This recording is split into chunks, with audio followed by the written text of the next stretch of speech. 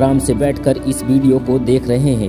मगर मैं आपको कहूँ, आज जिस जगह पर आप अभी बैठे हो वो ज़मीन आज से करोड़ों साल पहले करीब 8000 डिग्री के तापमान से उबल रही थी। या जिस जगह पर आप बैठे हो वह जगह लाखों वर्ष तक बर्फ से ढकी हुई थी। ये दोनों बातें सच हैं। इस 15 मिनट के वीडियो के अंदर आप पृथ्वी के 450 करोड़ साल के सफर को देखने वाले हैं। जिस जगह आज हमारा सौरमंडल है वहाँ विभिन्न प्रकार के गैस और धूल के बादल हुआ करते थे। वैज्ञानिकों के मुताबिक इन धूल के बादलों से दूर एक तारा हुआ करता था। वक्त के साथ साथ उस तारे की ऊर्जा कम होने लगी, जिसके कारण उसके अंदर एक विशाल विस्फोट हुआ। विस्फोट की वजह से अंतरिक्ष की ये धूल एक दूसरे से दबने लगी। इस दौरान बादलों में स्थित धूल के कण दबाव और गर्मी के कारण बड़े उल्कापिंड और पत्थरों में परिवर्तित हो चुके थे और इसी दबाव की वजह से इन बादलों में स्थित रेडियो एक्टिव पदार्थ ने ग्रेविटी का निर्माण किया। इस ग्रेविटी के कारण बीच में हाइड्रोजन और हीलियम इकट्ठा होने लगे। बीच के इस भयंकर दबाव के कारण एक विशाल विस्फोट हुआ और इसी विस्फोट के कारण हमारे सूरज का जन्म हुआ। अंतरिक्ष में फैले एस्टेरॉयड यानी क्षुद्र ग्रहों में भारी वजन की वजह से सूरज के करीब आकर सूर्य की परिक्रमा करने लगे। धीरे धीरे इन्हीं एस्टेरॉयड में भारी टकराव हुआ, जिसके फलस्वरूप मरकरी, वीनस, अर्थ और मार्स जैसे ग्रहों का निर्माण हुआ। वैज्ञानिकों के मुताबिक उस वक्त पृथ्वी और मार्स यानी मंगल ग्रह के बीच धिया नामक ग्रह सूर्य की परिक्रमा किया करता था। पृथ्वी पर ग्रेविटी होने की वजह से सूर्य की परिक्रमा करने वाले एस्टेरॉयड अब पृथ्वी की परिक्रमा करने लगे थे। धीरे धीरे करोड़ों सालों तक यह पृथ्वी पर गिरते रहे और ऐसे ही घटना हमारे पड़ोसी ग्रह थिया पर भी हो रही थी, जिसके कारण थिया पृथ्वी के और करीब आने लगा और आकर पृथ्वी से टकराया। इस भयंकर टकराव की वजह से पृथ्वी के हिस्से कणों के रूप में अंतरिक्ष में फैल गए और एक विंस की तरह पृथ्वी की परिक्रमा करने लगे। इन परिक्रमा करने वाले कणों में टकराव होने लगा, जिसके कारण हमारे चांद का निर्माण हुआ। उस वक्त पृथ्वी पर सिर्फ एक ही समुद्र हुआ करता था और वह था 1900 डिग्री सेल्सियस की तापमान पर उबलते हुए लावे का। उबल रही थी वह सारी चीज़ें जिसे आज आप अलग अलग नाम से जानते हैं। वक्त के साथ साथ पृथ्वी धीरे धीरे ठंडी हो रही थी, जिसके कारण से पृथ्वी के भारी तत्व जैसे धातु और रेडियो एक्टिव पदार्थ पृथ्वी के केंद्र में जाकर इकट्ठा हो गए और हल्के पदार्थ पृथ्वी की सतह पर आ गए।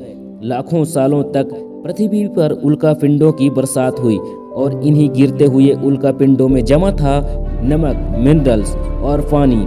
करोड़ों सालों तक इन उल्कापिंडों की बरसात होती रही और धीरे धीरे पृथ्वी की ऊपरी सतह पानी से ढकने लगी। वैज्ञानिकों के मुताबिक यही वह वक्त था जब दूर गहरे पानी के अंदर निकलते ज्वालामुखियों से पहली बार सूक्ष्म जीवों का निर्माण हुआ। लाखों सालों बाद एक वक्त ऐसा आया जब पृथ्वी पूरी तरह पानी से ढक चुकी थी।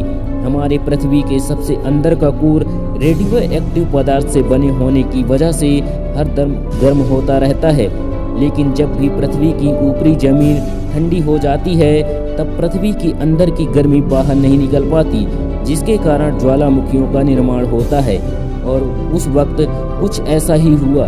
पानी से ढकी हुई पृथ्वी पर हजारों की तादाद में ज्वालामुखी निकलने लगे और आने वाले लाखों सालों तक इन ज्वालामुखियों का निकलना जारी रहा, जिससे पानी के अंदर जमीन का निर्माण हो रहा था। इस वक्त पृथ्वी पर वातावरण न होने की वजह से अंतरिक्ष से उल्कापिंडों की बरसात होती रही। आज से लगभग 300 करोड़ साल पहले पृथ्वी पर एक वक्त ऐसा आया जब पृथ्वी का वातावरण लगभग स्थिर होने लगा था। ज्वालामुखी निकलना धीरे हो चुके थे और पृथ्वी का एक दिन लगभग 12 घंटे का हुआ करता था। साल बीतते गए और धीरे धीरे यह सूक्ष्म जीव विकसित होते गए और समूह में रहने लगे।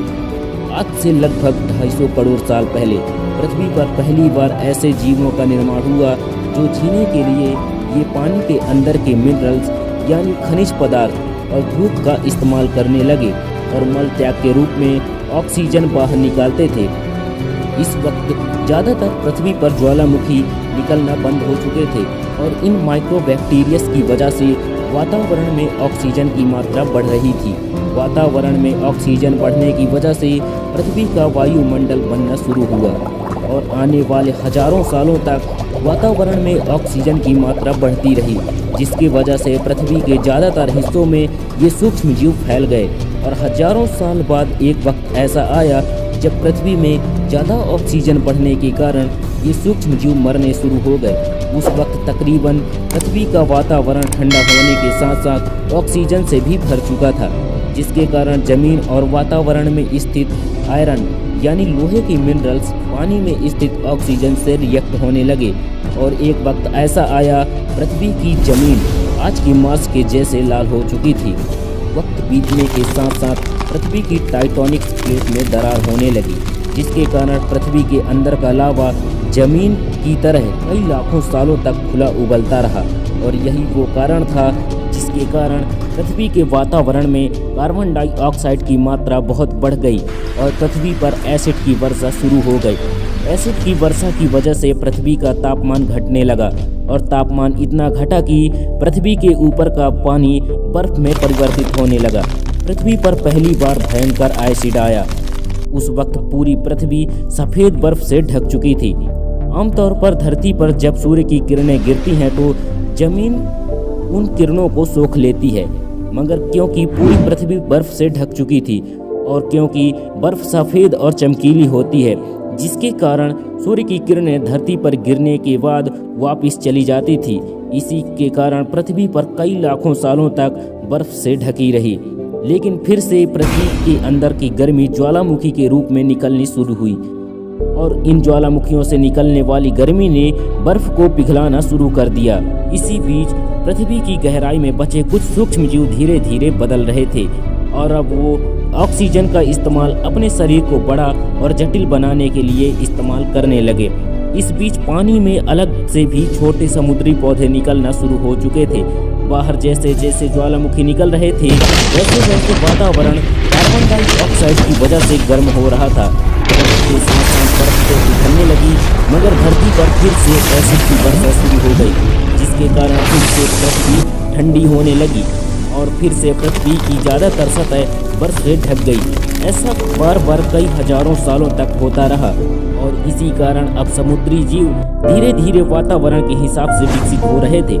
इस बीच कई सारे जीव और समुद्री जंगल विलुप्त हो गए, मगर जो बच गए वो धीरे धीरे पृथ्वी के बदलते तापमान के हिसाब से ढलते गए और अब हजारों सालों के बाद समुद्री पेड़ बर्फ की वजह से पूरी तरह मरते या सूखते नहीं थे।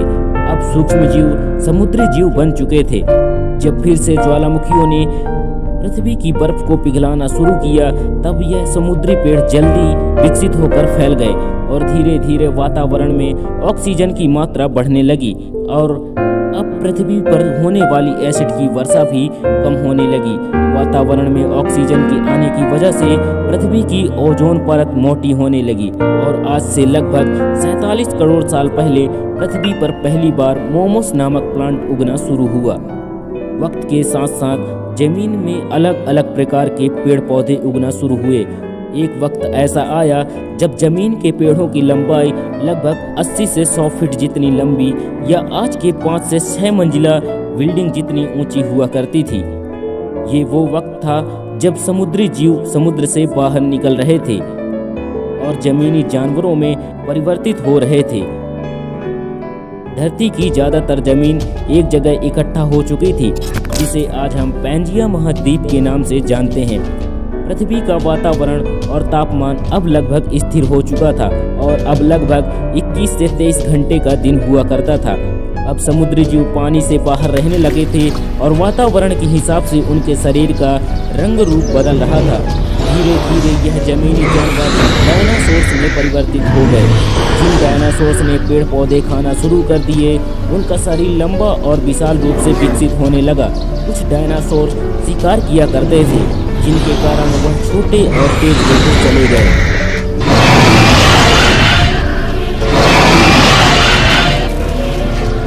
पृथ्वी की ऊपरी जमीन एक जगह इकट्ठा होने के कारण ज़्यादातर जमीन रेगिस्तान और बंजर हो चुकी थी।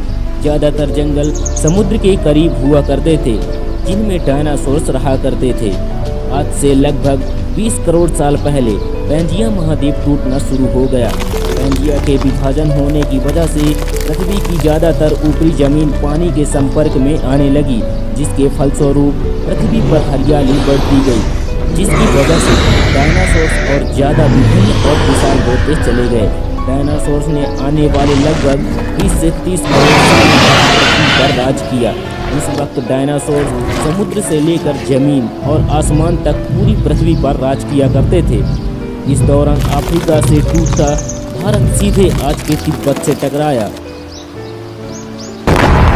और इस टकराव की वजह से हिमालय का निर्माण हुआ। आज से लगभग 6.5 करोड़ साल पहले पृथ्वी की तरफ आज के माउंट एवरेस्ट से भी बड़ा लगभग 4.5 लाख किलोमीटर जितना वजनीय उल्का पिंड लगभग 80,000 किलोमीटर प्रति घंटे की स्पीड से पृथ्वी की तरफ आ रहा था।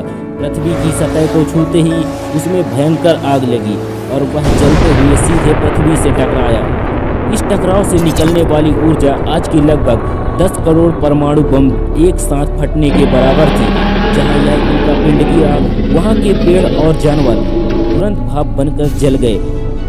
उल्का पिंड के गिरते ही पृथ्वी पर पूरी तरह से धूल फैलने लगी, समुद्र में भयंकर बाढ़ आने लगी। भूकंप और आग ने पृथ्वी को जलाना शुरू कर दिया। कुछ ही घंटों में पूरी पृथ्वी में हानिकारक गैस और धूल की वजह से पृथ्वी नर्क हो चुकी थी। डायनासोर्स घुटन, आग और भुखमरी से पूरी तरह विलुप्त हो गए। इस वक्त हमारे पूर्वज जमीन के अंदर रहा करते थे, जिसके कारण वो इस विशाल प्रलय से बच गए। पृथ्वी का वातावरण पूरी तरह से काला और अंधेला हो चुका था, जिससे धूप भी जमीन तक नहीं पहुंच पा रही थी।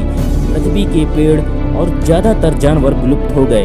वातावरण में धूल और हानिकारक गैस के कारण पृथ्वी पर फिर से एसिड की वर्षा शुरू हो गई और पृथ्वी फिर से ठंडी होकर बर्फ से ढक गई। लेकिन इस बार पृथ्वी की बर्फ लाखों सालों तक नहीं जमी रही और 80 से 90 हजार साल बाद यह बर्फ पिघलना शुरू हो गई। जैसे ही धरती पर वातावरण फिर से पहले जैसा होने लगा, वैसे ही यह छोटे जीव जमीन से बाहर आने शुरू हो गए और उस वक्त पृथ्वी की बर्फ पिघलना शुरू ही हुई थी, जिसके कारण अफ्रीका में बड़े घने ठंडे जंगल हुआ करते थे और इसी बीच यह जीव बंदरों में परिवर्तित हुए। मगर जैसे जैसे पृथ्वी गर्म होने लगी, वैसे वैसे अफ्रीका के ये घने जंगल सूखने लगे। जंगल की चीजें खाने वाले बंदरों को खाने की कमी होने लगी। खाने की तलाश में उन बंदरों ने अपने पैरों पर चलना शुरू कर दिया, जिससे उन्हें दूसरे जानवरों के शिकार करने में मदद मिलती थी। धीरे धीरे ये बंदर एप्स यानी वानर में परिवर्तित हुए। खाने की तलाश में यह एप्स पृथ्वी के दूसरे हिस्सों में फैलने लगे और धीरे धीरे उनके शरीर का रंग रूप वहाँ के मौसम के हिसाब से बदलता गया। उस वक्त के साथ साथ हम आदिवासी बने। हमने हथियारों से लेकर आग का आविष्कार किया। हम धीरे धीरे इंसान के रूप में विकसित हुए। हमने धर्म से लेकर परिवार, भाषा और संस्कृति का निर्माण किया और वक्त के साथ साथ हम इस पृथ्वी के सबसे विकसित प्रजाति बन चुके हैं। पृथ्वी को आज की जैसे बनने में लगभग 450 करोड़ वर्षों का वक्त लगा और हम इस छोटे जमीन में रहने वाले जानवर से इंसान बनने में कई लाखों वर्षों का। मगर हमने 200 सालों में जितना पृथ्वी को गंदा और तबाह किया है, उतना किसी भी प्रजाति ने नहीं किया होगा और अब फिर से धरती को गर्म कर रहे हैं और कार्बन डाइऑक्साइड की मात्रा को बढ़ा रहे हैं। वैज्ञानिकों का मानना है कि पृथ्वी पर फिर से विशाल परिवर्तन होने वाला है। भविष्य में पृथ्वी कैसी होगी हम जानेंगे अगले वीडियो में। इसके लिए आप हमारे वीडियो को लाइक और चैनल को सब्सक्राइब कर लें ताकि हमारी अगली वीडियो की अपडेट आपको सबसे पहले मिले।